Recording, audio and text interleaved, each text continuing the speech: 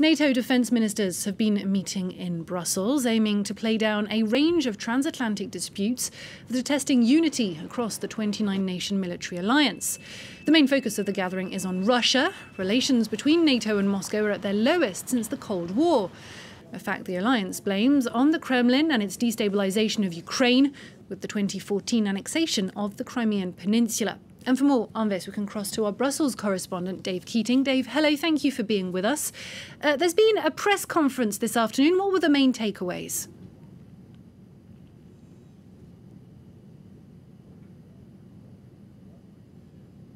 Secretary of Defense. He spoke right after Jens Stoltenberg, the NATO Secretary General. Both men were talking a lot about Afghanistan. Afghanistan is often high on the agenda at these defense ministers' summits because it is a NATO mission. Usually it's bad news, but today both men were keen to stress some good news, which is that a ceasefire has been agreed between the government and the Taliban. But they faced some sharp questions about how they can be so optimistic about peace talks when actually fighting has continued. But they both said the peace talks and the fighting can continue concurrently, and that there's nothing unusual about that. Stoltenberg even making a comparison to the process by which Colombia and FARC, the FARC rebel group, negotiated a peace agreement while they were fighting at the same time. Now, Mattis was also keen to stress U.S. solidarity with NATO, and this is key because this has really fallen under question. U.S. President Donald Trump has for 2 years cast doubt upon the utility of NATO in the 21st century. He's criticized NATO partners for not spending enough, and he's even suggested that the United States wouldn't defend NATO partners if they were invaded, if the U.S. deemed them not to be paying enough into the NATO budget. And so Mattis over and over again was keen to stress this. He said, the American people remain committed to this alliance. We must demonstrate political will. So that was a big focus today, the United States trying to show we remain committed to NATO, no matter what the president says. And the ministers unveiled a new plan to reinforce their presence in any European crisis. What do we know about that plan?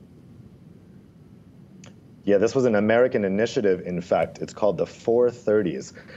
Essentially, it would be able to activate 30 troop battalions, 30 aircraft squadrons, and 30 warships in 30 days, so they could be sent anywhere. Now, that's a huge military force. The idea is to get this in place by 2020. It's a very ambitious plan, and it will require a lot of new infrastructure and a lot of new spending. Now, there's two intended audiences for this plan. One is Eastern Europe and one is Western Europe. The United States wants to show Russia that it remains committed to NATO and to warn Russia, don't try anything in Eastern Europe, don't try anything similar to the invasion of Crimea. Don't try that with the NATO member states because we are committed to this alliance and we will mobilize forces and we can take you on quickly. It's also intended to reassure those Eastern European states, such as the Baltic countries, Poland, which are increasingly alarmed by the prospect that the United States would not defend them from a Russian invasion. It's also meant the other audience is Western Europe.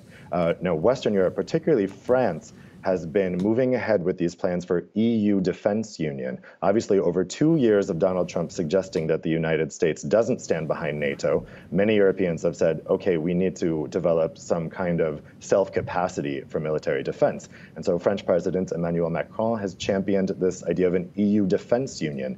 That is moving forward, but the United States is very concerned. The UK is also very concerned that this would undermine NATO and that it's actually intended as a replacement for NATO that would not involve the United States, essentially making Europe able to defend itself without needing the United States. Now, Mattis, again, in his press conference just now, he warned that uncoordinated efforts undercut NATO's efforts. And so this new initiative, the 430s initiative, is meant to show, please don't go ahead with this European Defense Union. If you're going to increase your spending, spend it in NATO. Don't start spending money in an EU defense structure. And this is really key because without EU money, there's no way that this 430s plan works. And right now, the European Union is saying, we're not going to just give you money blindly and NATO decides how to spend it.